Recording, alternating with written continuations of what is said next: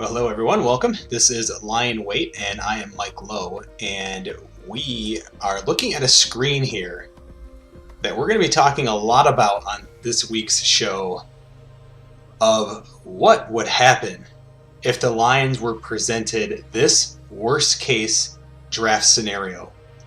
And we're going to be getting into that and more this week on Lion Weight.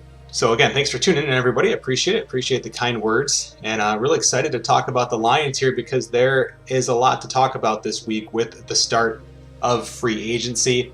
A few topics to get to this week. We're going to be going over a few things, answering any questions that come in live. And of course, I'll answer questions too that come in after the stream is up and archived there. So the first thing that we're looking at here is the Lions did sign a new player this week, and you're looking at him here. It's tight end Josh Hill, who came over from the New Orleans Saints, so played under Dan Campbell, who of course was the assistant head coach there with the Saints. And what you're looking at here is his PFF page. Now, if you're wondering, well, what are the Lions doing here?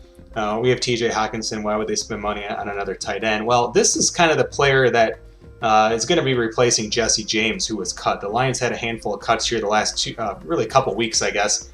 None have been very surprising. Jesse James was one of those players.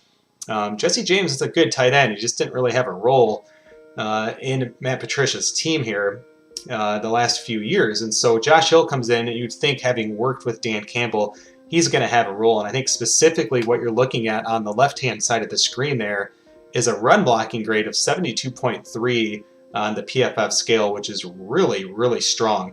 He is a run blocking tight end at 6'5", 250. He's going to be a really nice complementary tight end for TJ Hockenson. And this Lions offense, it really seems clear, is going to want to run the ball a lot this year.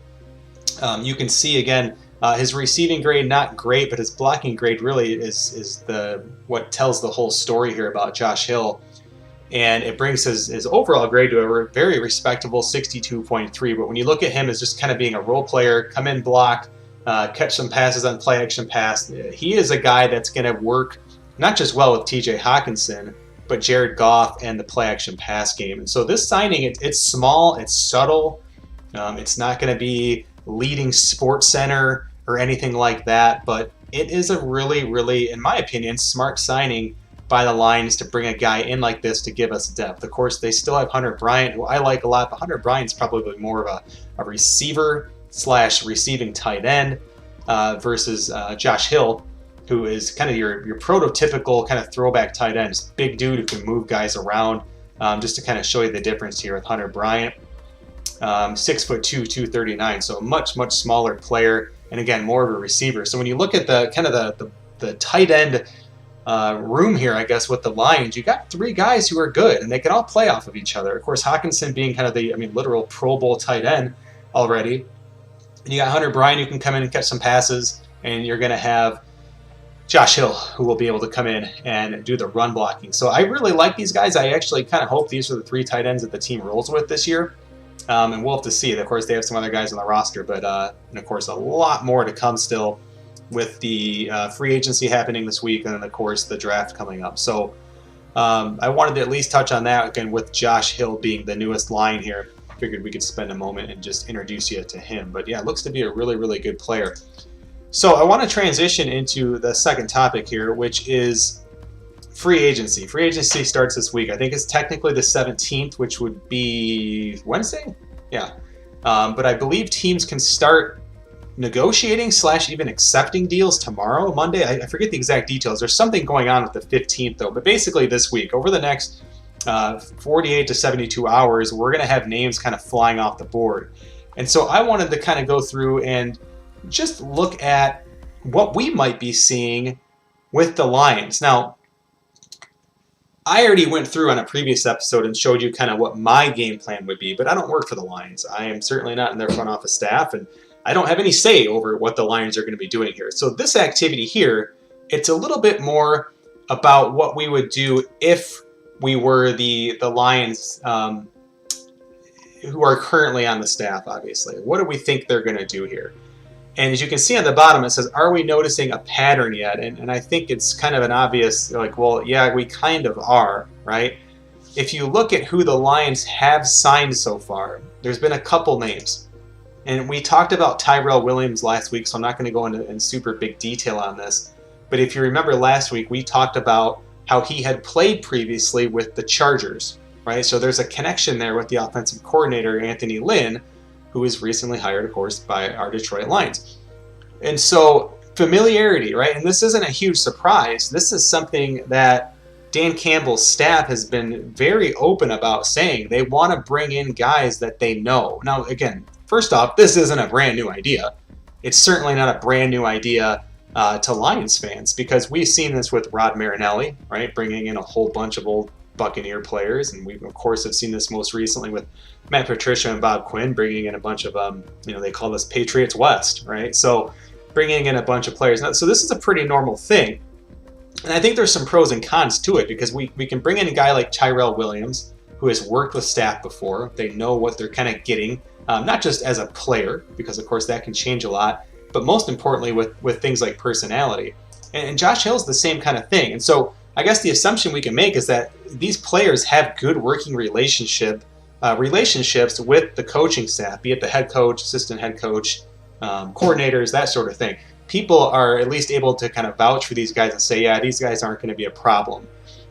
You're probably not going to be seeing like an Antonio Brown signing with the Lions, for instance, to kind of use the opposite end of that spectrum. So when we go back to the topic at hand here, and it says, are we noticing a pattern?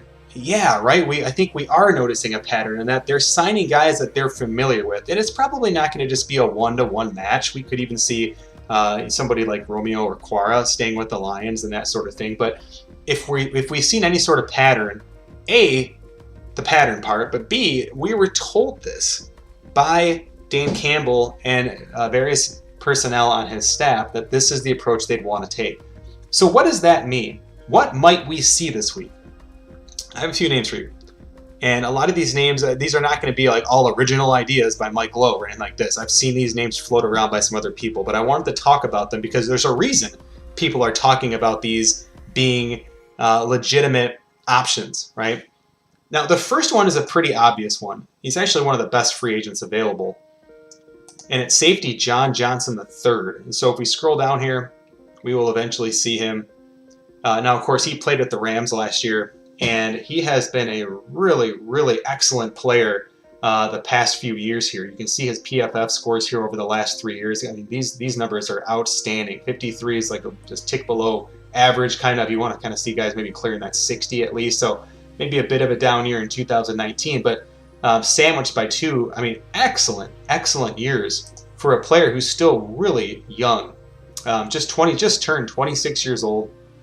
And again, is a guy who's put up some really, really nice statistics. Now, the issue here is they're expecting him to make about nearly $14 million, right? So, of course, there's some familiarity with any of the Rams players with Lions GM Brad Holmes. But perhaps there's something here. Now, I think if the Lions were to sign John Johnson, you're going to see a couple things. One, you're probably not going to see a whole lot else in free agency. Not that they wouldn't sign guys, but it might be something where they start just kind of picking up some small pieces for now and kind of see what the draft provides for the Lions, and then they kind of hit that late free agency period to fill in some more of those holes.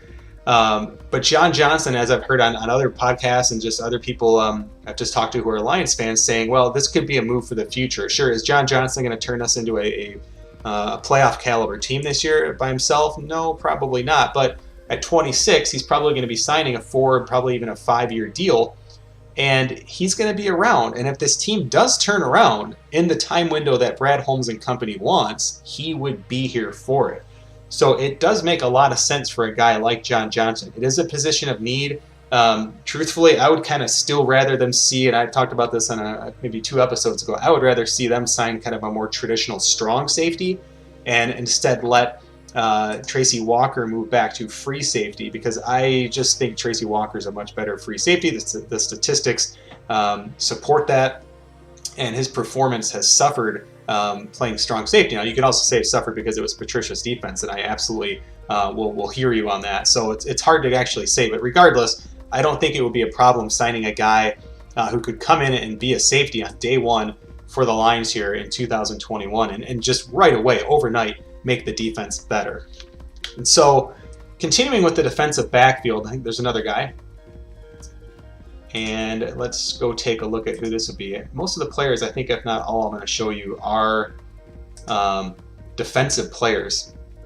And we'll kind of get into why that may be the case here. We've talked about it before with the draft and so on. So another Ram, similar reasons, right? Troy Hill. What I like about Troy Hill is that he's a good player who could come relatively cheap.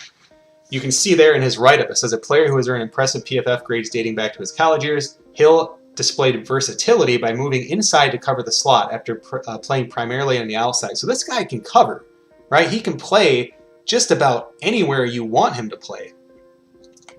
And notice who else the Lions cut this week. They cut Justin Coleman, who was a very, very highly coveted slot cornerback, who I still think is a good player. I think he was just one of many who suffered from a couple of things. One, Patricia's defense, of course, but also two, he just got an inflated contract. Bob Quinn, who as much as I don't like that regime, Bob Quinn did make some good moves, and I think Justin Coleman was a smart signing. It was a good signing. Where it wasn't a smart signing, though, was the amount of money that they gave out to this guy. I believe at the time he became the highest paid slot corner in the history of the NFL. And of course, there's an asterisk on that because the NFL has changed a lot over the years, and slot corner is now basically your third linebacker at this point.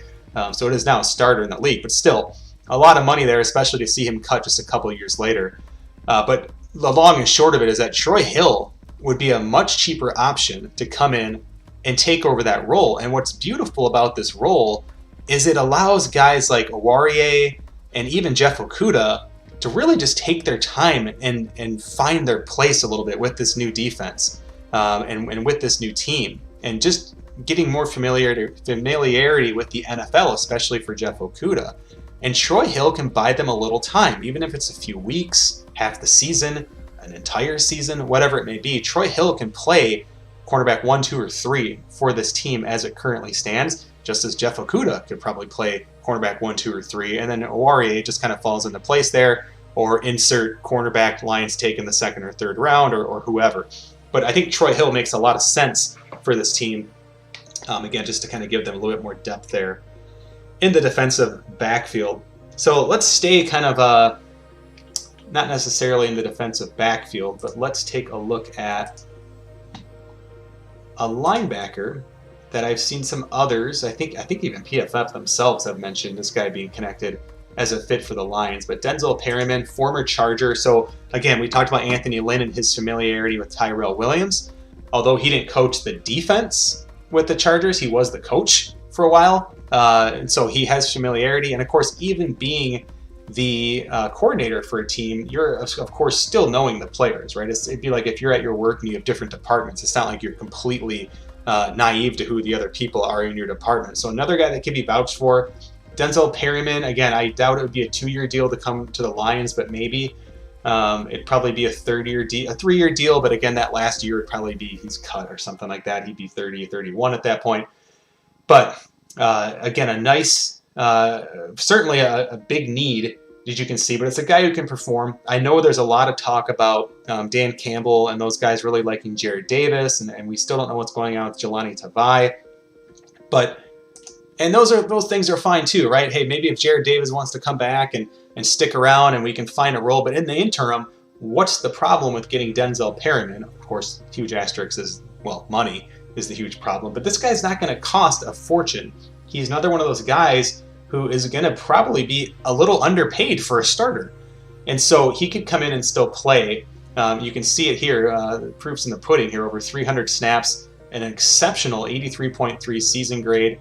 And again, we're using these numbers just kind of as very, very just broad overall ratings. I know a lot of people, looking at streams and stuff, I mean, they've played Madden, things like this. They sometimes kind of look for those comparisons. And so really, if you want to kind of put in numbers, an 83 PFF is almost more, it's probably closer to like a 93 in Madden. I mean, that's a really, really good score. Whereas this is probably more, again, like a player in the 60s, right? So we're almost like 10% off or so. Again, 70 being pretty good, so I would consider that maybe like an 80 in Madden for those who are maybe looking at something like that. But Denzel Perryman could come in, I like his size for being a middle linebacker.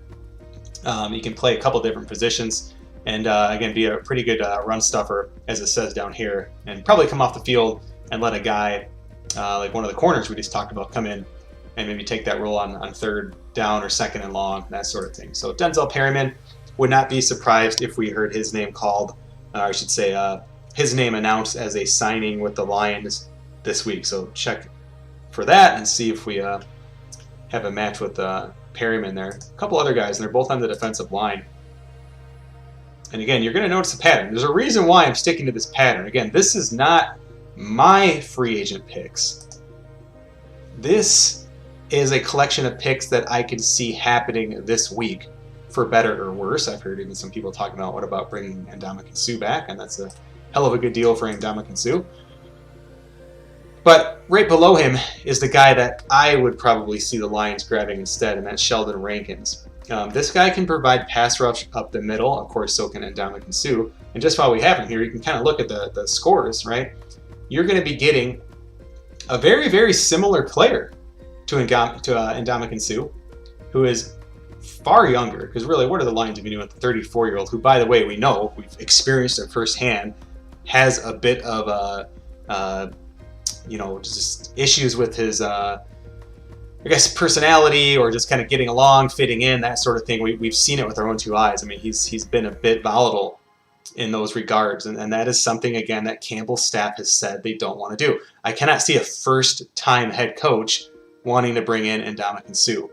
So just to kind of put that to sleep, it would be exciting. I will admit, I'd be excited if he came back to play for the Lions, but I don't see it happening. But if you look here, these guys have similar numbers. Now, Suh plays every snap, right? So you can see his numbers are they're much, much higher, almost double in some cases. And so Sheldon Rankins is kind of more of a guy that's going to be maybe not as good of a run stuffer, but he can get into the backfield, and he can still be a very disruptive force, something that the Lions have not had on the inside. Let's see if we can see some more info on his player page here, just to kind of get more of a breakdown. But this is something, and again, not an original idea. This is not anything original. But you can see, he's more of a pass rush guy than he would be a run defender, at least on last year's score. But this is something the Lions, we talked about this last week, interior pass rush is something the Lions have missed for a long time, probably since Ndamukong Suh. And it's something, we saw with Shaun Rogers, and this is something that the modern NFL defense needs, in my very strong opinion. So to me, Sheldon Rankins would be a really, really nice fit. I would be really excited because he's a guy, even if, let's just say the Lions trade down in the first round and they pick a defensive tackle, it would still work, right? You'd have a younger player in there. You could still rotate in Rankins with maybe one of the defensive tackles we keep, whether it's Shelton or Nick Williams, or if they get rid of both guys, great. Rankins is one of those guys that I love because he fits kind of like with that cornerback with Hill, where you're looking at, where he can fit in really anywhere. He could be defensive tackle 1, 2, or 3. Depending on the situation. And I really like that flexibility that he would provide for the Lions there. And so, and again, of course, him having played for the Saints, another connection there with Dan Campbell, of course, the Lions head coach there. Finally, another one is another edge defender, or I should say an edge defender, but another Saint. And you probably have seen this name mentioned with the Lions as well, and it's Trey Hendrickson. Now, his salary is pretty high, right? So I don't think you're going to see something this week where they maybe sign a John Johnson III and Trey Hendrickson. It would be one or the other. I personally would rather see John Johnson III signed, but I think Trey Hendrickson could be a very nice player that could fit in pretty well with the Lions, who truthfully don't really have a ton going as far as a kind of a pure edge rusher. He's a very similar build to Trey Flowers. Trey Flowers, of course, being more of a power rush guy. And again, pretty good scores across the board.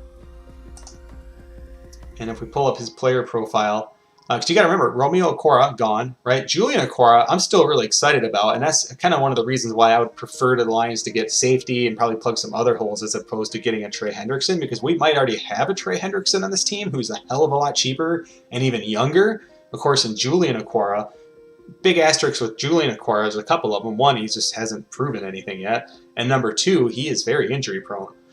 Broke his leg at Notre Dame. He was out a lot last year. Could not find his way into the field, although, again, big asterisk on that as well, because it seemed like Patricia had trouble getting any good players in the field last year, it seemed, for various reasons.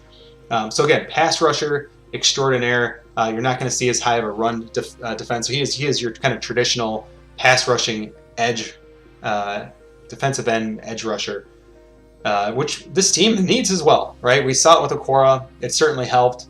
I don't think Okwara made this team worse by any stretch of the imagination, but getting an end, this would make sense. The relationship is there with the Lions coaches that we've seen, who seems to be a really, really big focal point for that staff, is getting to know their people. And I think what's nice about it is, like, they're not just Rod Marinelli brought in guys like, I got to show guys how to practice, and he's bringing in just bums, like backups who are backups like 4 years prior, who he's bringing in to show them how to run practice. Rod Marinelli, the suggestion I always had for that is like, bro, you're the coach. You show them how to run practice. Your coaching staff shows them how to run practice. You don't need to bring in players who, A, count against your roster, B, count against your salary cap.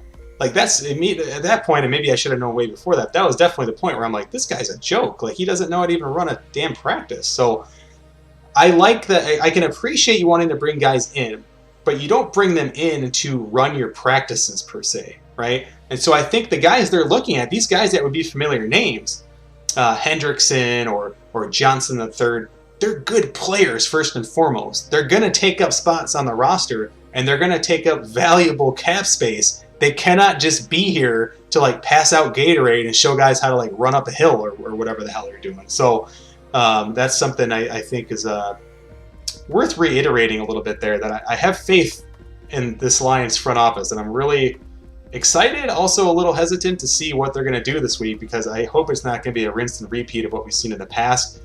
But I can tell you right now, I don't think we're going to see that. I think that's just me being a Lions fan my whole life, like a lot of you, and just we're fearing the worst as usual, right? I'm fearing seeing some just bum be signed and thrown in because, like, yeah, he knows my way of running the show or whatever, and we saw that with Patricia, and it's just terrible. So let's move on. I want to talk about one last topic here, and it's dealing with what I call the worst case scenario for the Lions draft. And what it is, it would be if 3 quarterbacks and 3 receivers went for the Lions. Now, I've listened to, again, lots of, the Atlantic podcast. Those guys do a great job, Baumgartner and Burke. And just, they were even talking about this on their most recent one from like early March. But, should the Lions be taking a quarterback? And maybe, right? That's really the right answer, because it just depends what their board looks like. And so to kind of just preface what this little activity we're doing here, why are we only picking quarterbacks and receivers and calling that the worst case scenario? Because I think that's where most people see the Lions using this 7th overall pick if they stay and if they don't trade down. It's going to be on a receiver, which is an absolute need, and also just works out really well with how the draft board looks as far as top talent. So it makes a lot of sense. But also quarterback, because there's some really, what seems to be really good quarterbacks, potentially 4 or even more, really good quarterbacks in this draft. Now, of course, we won't know for a number of years, but this definitely looks to be like one of those quarterback drafts. And so, although receivers a need, would it be foolish for the Lions to pass on a Zach Wilson or a Justin Fields, or insert your quarterback here that you really like? Would they be foolish for doing this? So that's what this activity is based on. It's based on we all kind of going into that draft saying, yeah, okay, we can all agree. It looks like the Lions would need to do, if they're going to pick at 7, it needs to be a receiver, one of these, dominant receivers that could be available, or it's going to have to be one of these potential franchise quarterbacks. But this exercise says, what if that's not possible? What if Lawrence and Wilson are gone and Fields is gone, and then we have Jamar Chase, Devonta Smith, and then Jalen Waddle picked right before us? This is what's left. Now, the first thing I can say is you don't have to completely panic. There's still really, really good players. 4 probably, really, really good players Of course, Trey Lance being a bit of a wild card in that he could be the best player in the draft or he could be one of the biggest busts in the draft. You just don't know. You could also say that the Lions staff just completely falls in love with Trey Lance. It's hard to say. They were at his pro workout, or I should say his, whatever they call it, his college workout this week at North Dakota State. And so we know there's some interest, or it's a smokescreen, or what have you, but there's something there with the Lions and Trey Lance, at least. There's at least some interest. And even Brad Holmes himself said, "A quarterback's not off the board. We have to do our due diligence." And again, you can call it a smokescreen or call it whatever you want, but it's certainly a possibility. There's just too many good players when you're talking about this sort of thing. So what would the Lions do in this situation? They're on the clock. You have Penei Sewell, you got Micah Parsons, Kyle Pitts, Trey Lance. And so there's always a couple ways of looking at this, right? There's the way of like, well, what would I do, or what would you do, or what would the Lions do? And I think most of us, or at least maybe half of us, would probably say, well, I think in this instance, maybe trade down. And I would probably lean towards that too. I've said before that, I mean, I'm a really big fan of a guy like Christian Barmore. You know, if the Lions were to kind of trade down in the middle of the round, maybe land him. There's some offensive linemen. I mean, Rashawn Slater is considered perhaps the best lineman in this draft.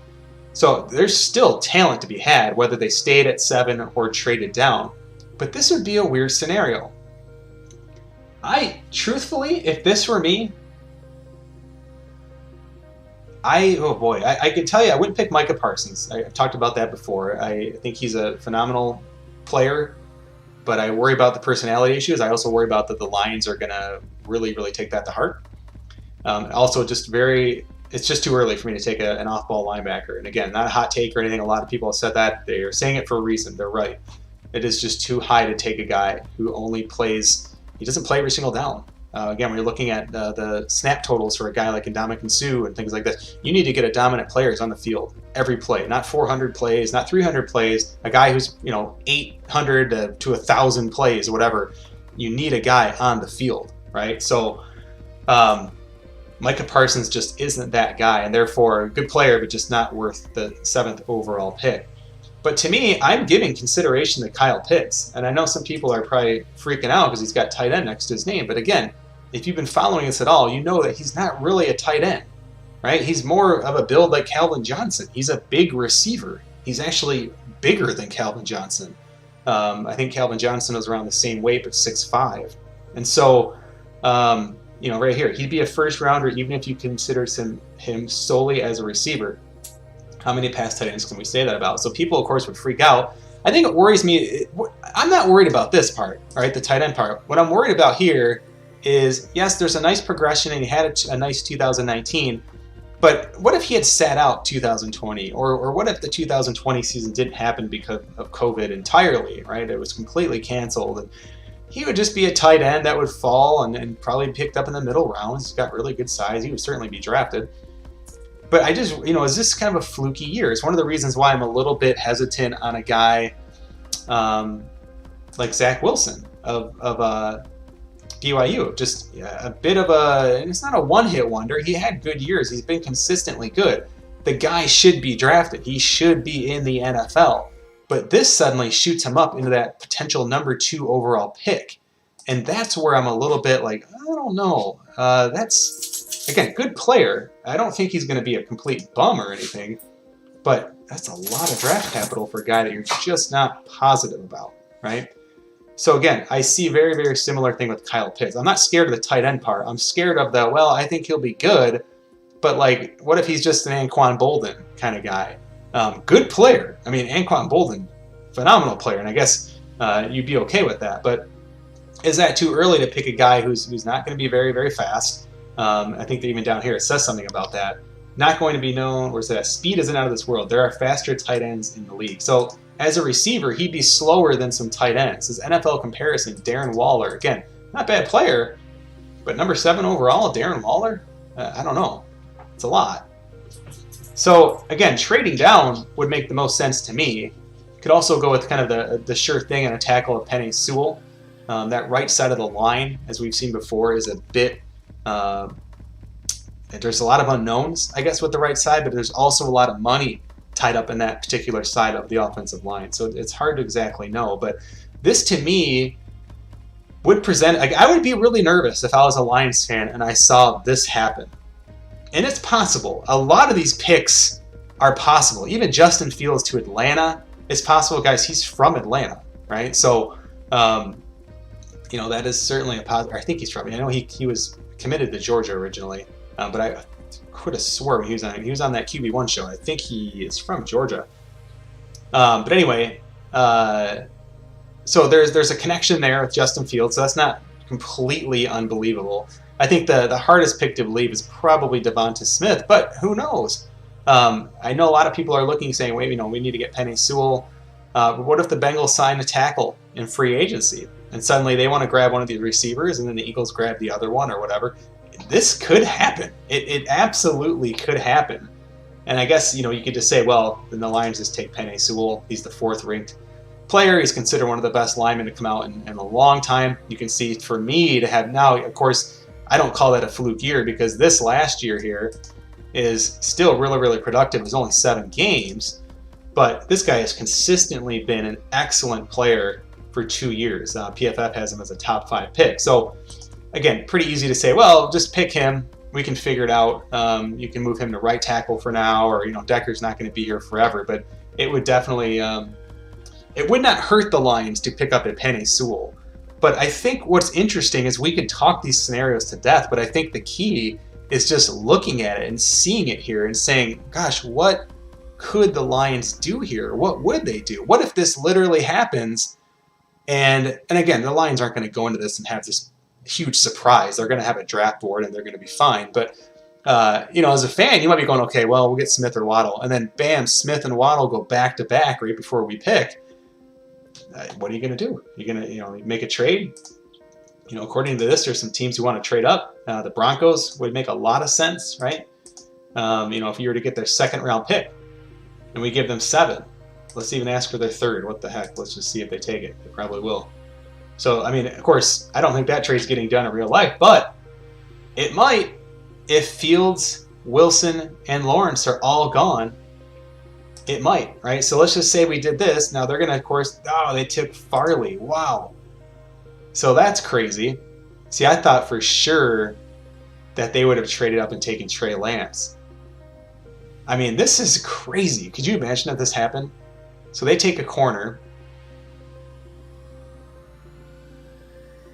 What would you do at this point? Pick number 7. You picked up an extra 2nd and 3rd. Now I'm starting to lean towards picking Trey Lance. There's tackles I like in the 2nd round. There's even tackles I like in the 3rd round. There's receivers I like in the 2nd or 3rd round. And again, just not positive I want a receiver that's that slow. We don't have a quarterback. We need speed on this team, especially with either a young quarterback or with Jared Goff. We're going to need some speed, and Kyle Pitts is not going to provide that.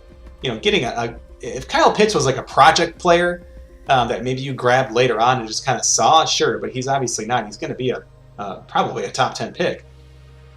But in this instance, man, I don't know. Do you roll the dice? You have so much draft capital. The Lions could trade back again. You could go with get Kwity Paye. You could get Rashawn Slater. Whew, but that's tough. And again, we don't need to really go through the whole activity here, but you could see it would be a really, really interesting thing, especially if Devonta Smith went here and if Caleb Farley went to Denver. Really, really interesting how this could shape up. By the way, the Lions could, Rashad Bateman, I think, is just as good as some of these top receivers. This guy's a really good player. But again, they can't really pick him at 9, right? So this is a pretty, in my opinion, this is a really loaded draft. There's a lot of talent. This is a deep draft. It's like one of those rare drafts that has not just the depth to it, as I just mentioned, but there's a lot of top-end talent, of course, to go along with that depth. So there's a lot of opportunities here. There's a lot of opportunities. So a trade down could really help the Lions in that they could acquire more draft capital and maybe take a chance on a guy like Trey Lance, because they would have the capital to do so and fill some holes later on. So again, food for thought just to think about. But I'd be curious to hear what your guys' thoughts are. If the Lions are in this predicament, if they stayed at 7 in that scenario, what would they do? if they trade down to 9 and things are looking like this, what do? They trade down again? Do they pick Lance? Do they go Penei Sewell? Let me know. I'd be really curious to hear your thoughts on that. But we're going to actually wrap it up right there. So again, just kind of a shorter show this week. We're just kind of talking about a few key things as we look forward to free agency.